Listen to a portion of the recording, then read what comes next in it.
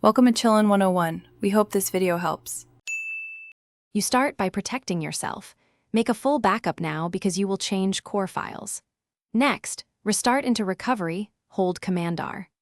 Once in recovery, open terminal and run csrootle disable to turn off SIP so system files can be changed.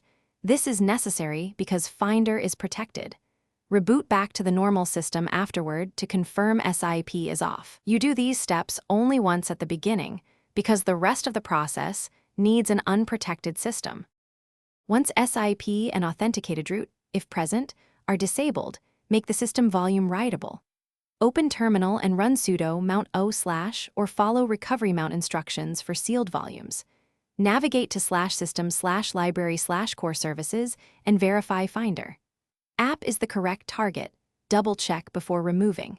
Then run sudo rm rf/system/library/core services/finder. App to remove the Finder bundle.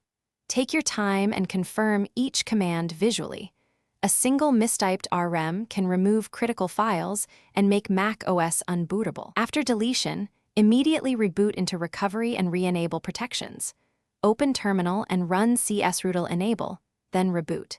If Mac OS won't start or Finder removal broke services, reinstall Mac OS over the existing volume to restore missing system apps without erasing user data.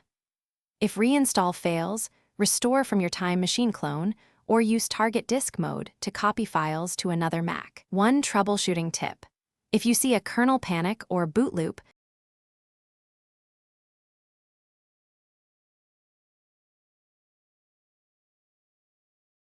Thanks for watching. Consider subscribing if we helped you.